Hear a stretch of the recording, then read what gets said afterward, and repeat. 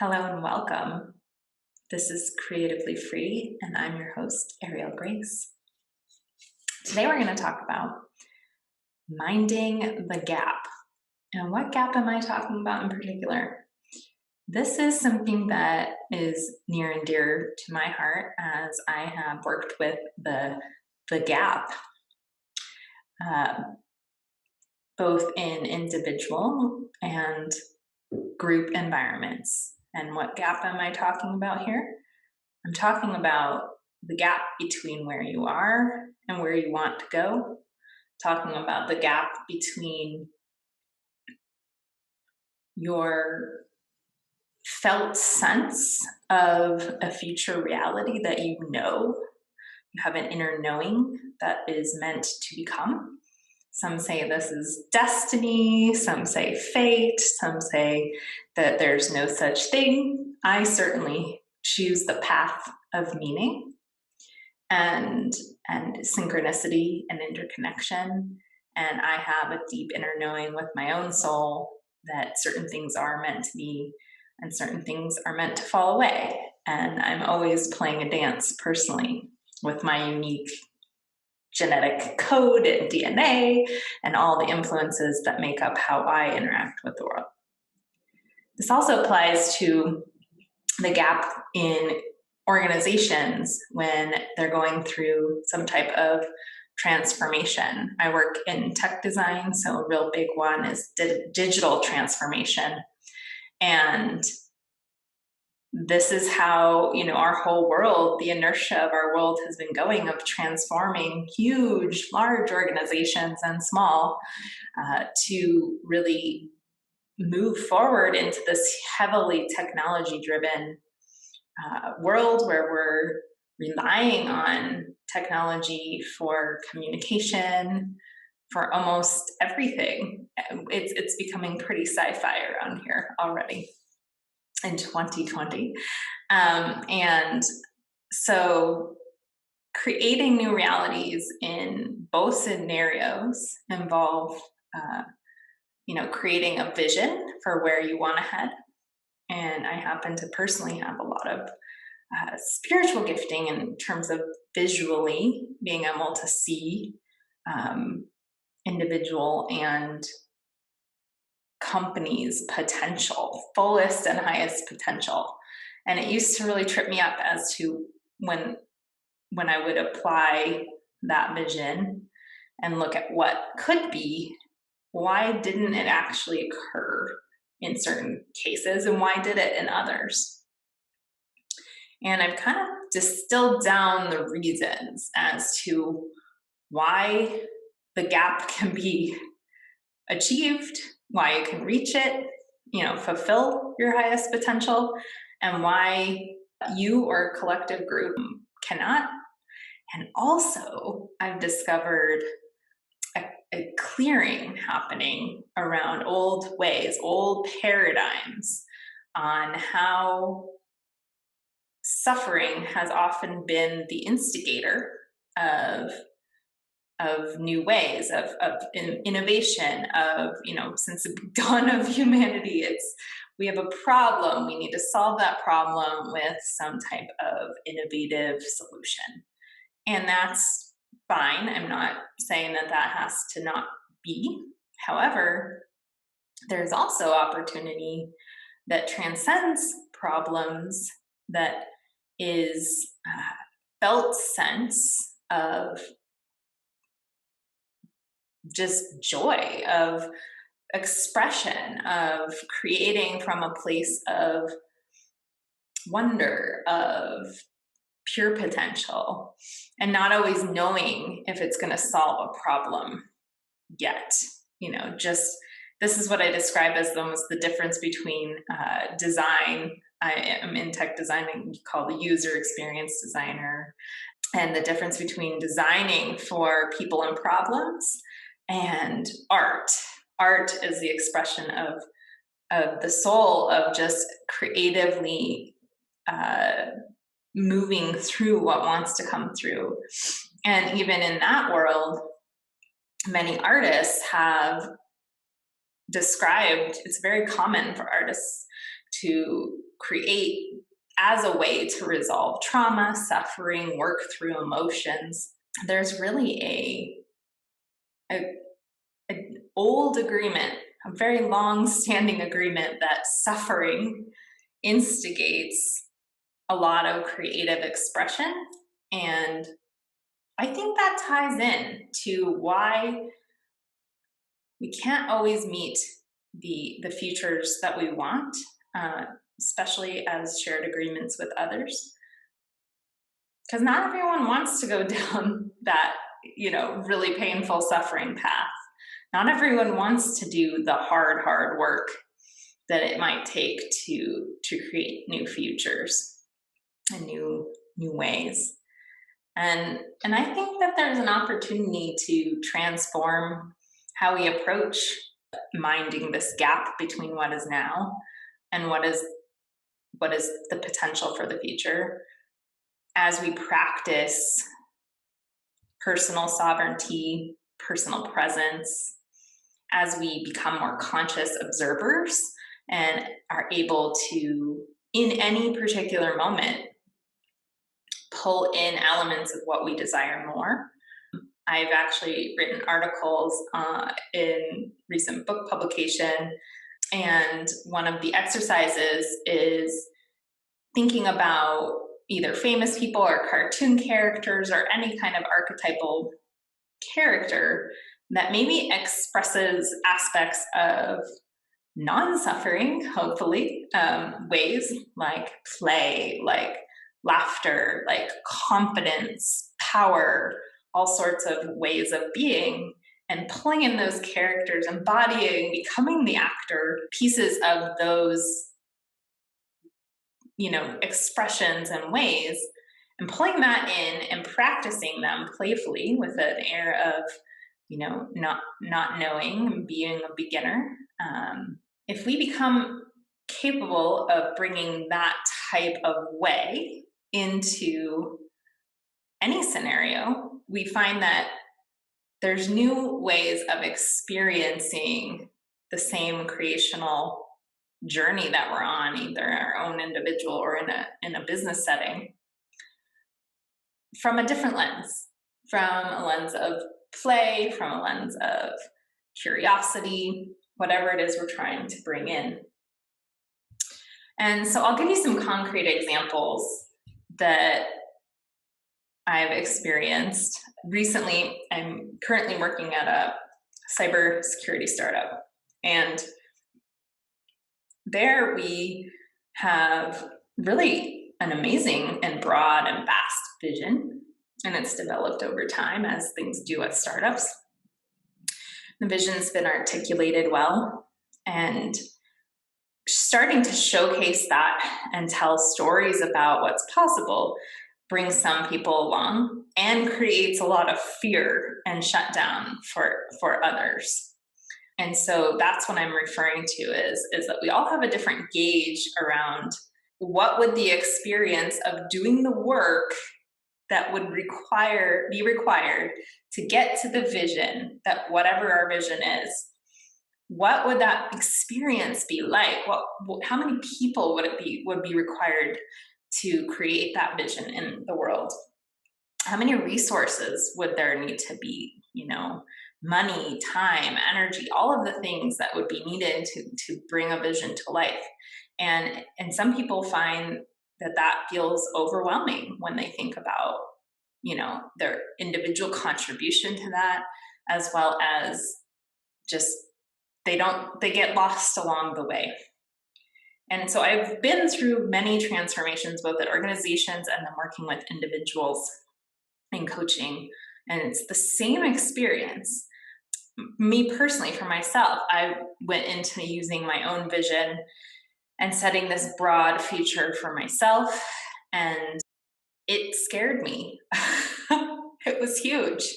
And I didn't have any idea at the time when I did this exercise how.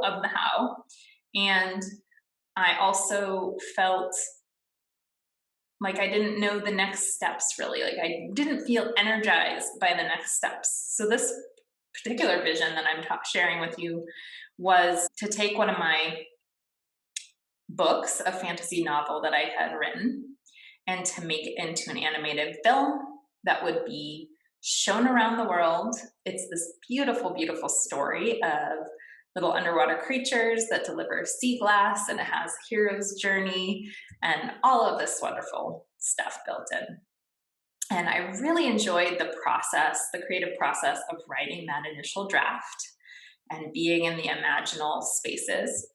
But when I got to the, visioning and looking at where I would take it and how I would get it there, I got blocked over and over and over. I would take some steps and then I would backtrack. And everyone's different. So everyone's going to have their different blocks and roadblocks to, this gap experience. But what I learned from that experience, as well as these ones working in organizations and other individuals, is there's certain things that we all need to really get behind and commit to our future, to our destiny, to our vision, and to make it concrete, to make it grounded, to make, what magical things we pull from the ethers to be pulled down in and feel safe and, transmit through our bodies and not just make us, completely collapse because they feel too overwhelming or weighted. And so some of those things that I've discovered, I want to share with you now. Story is definitely the first step. So we definitely need that vision, and we need to start talking about the vision and, looking for the people, start to open to the potential.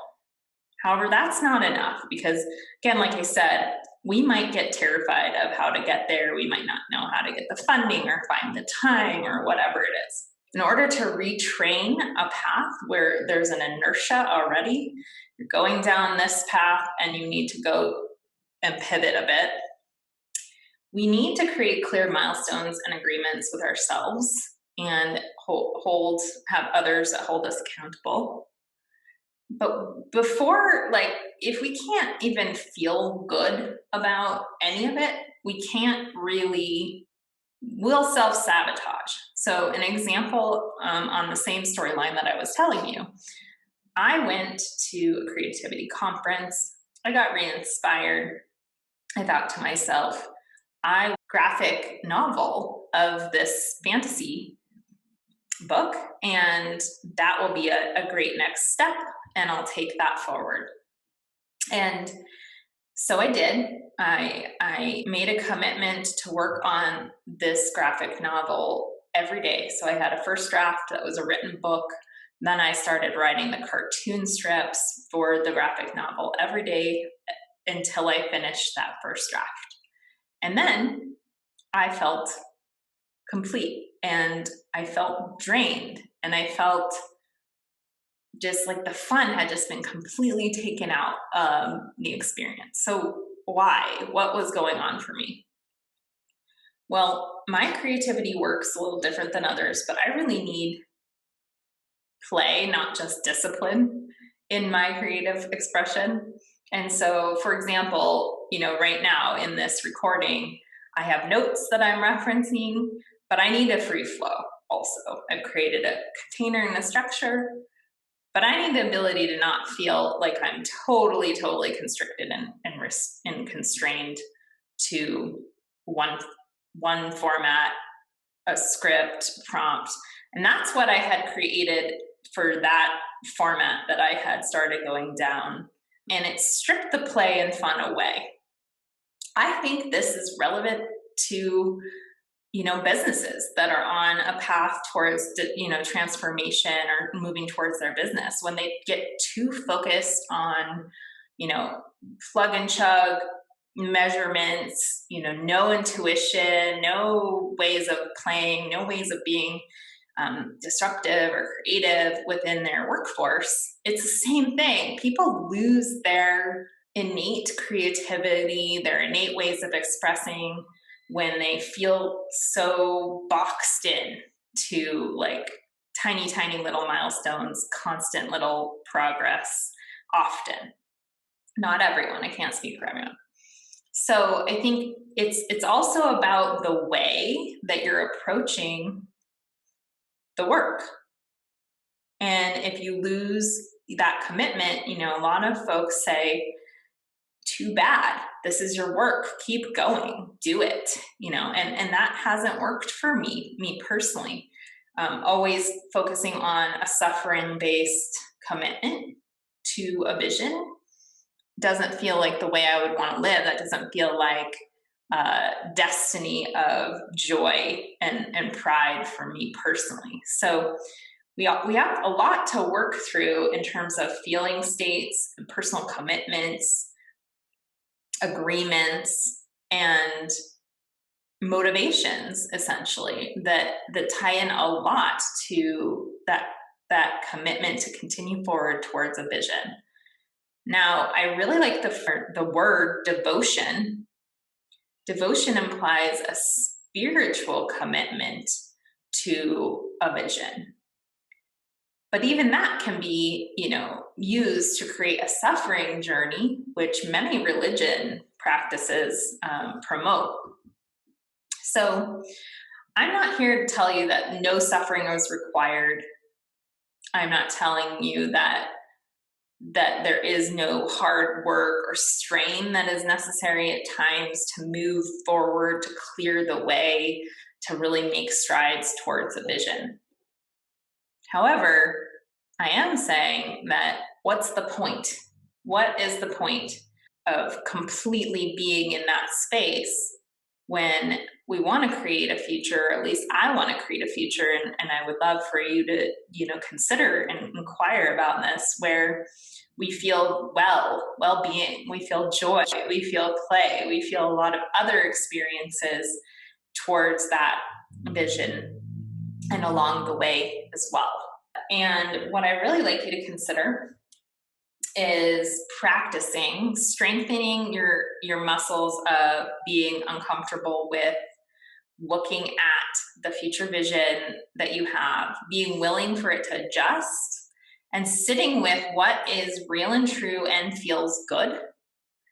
I've gotten to the point in my journey where I will always go back to a set point, not feeling good in terms of hiding or shadow states that may pulling you into comfort, but what feels good in terms of your soul's expression of satisfaction. What brings you a sense of personal pride in whatever work you do? And if you don't have that, and if you're not working towards some vision along that path, what might you explore? Can you do journal prompts or work with a coach or a guide to better understand, where am I going? Because you can't really get to any future point in your beingness or in an expression of that as an outcome unless you're clear with yourself around what you want to create and how you will be as you're creating towards that future. So I am in a constant dance. I have had a lot of clearing of what I consider sort of toxic, overworking behaviors that I am cultured into, of doing more, doing, and becoming a production machine as if I was still in the industrial age. And we are no longer in the industrial age. We are in magic, really, and information age. And there's so much more potential now to use our energy differently. And so I've been clearing out a lot of that in terms of how I step in to the future and the vision that I've set for my life. And it's a dance, it's a balancing act between being gentle with myself and not pushing. Everyone, again, has different shadow state tendencies that will kind of push you outside of what's care-based for your own pattern ways of being. So consider that, as well as, in the moment when you are hitting a point when you are feeling suffering, whether that's physical symptoms, I now call basically every physical symptom that I have an ascension symptom. And what I mean by that is that there's energy moving through me, especially if I have, I don't mean if there's like a bug or some kind of external illness, but if I have like certain levels of fatigue or some kind of symptom that comes out of nowhere in my experience at this point in life, I know that it's a message from my body telling me that something's out of alignment. It's symbolic, it has meaning. And so I work with those symptoms. And I also work with basically understanding what makes me feel energized, alive, curious. And when I experience those moments when I'm moving towards a vision that feel like suffering, somehow they aren't as high of a pull when I know that I am committed and devoted to a particular path forward. So again, it's going to be unique to every individual. But what I have found is when you can get to the underneath, the depth, the things beneath the fears that are creating discomfort, that make you believe that it's not possible to get to your individual vision and realize that book being published or a new career path or finding your partner that you want or having a baby or creating poetry or making music or learning guitar or transforming a company into a new way of being or finding innovation that never existed before and testing it out and seeing if it's real. All of these things are the same in the sense of we have to be comfortable in the unknown. We have to be willing to transform our thought processes and approach, introduce play and curiosity, pull in different characters or ways of access points of how we want to be when we're in different and unique situations, and use all of those things to help us be able to move into a new personal way of being as we're creating that new future. Because that's what it's all about in the end. We think it's all about the outcomes and the business outcomes and becoming a leader or becoming a parent or whatever. We think that's what we want. We think that's what it's about, but it's not. It's about who we are willing to become and how we are showing up as we are creating any of those visions in the world. Thanks for tuning in.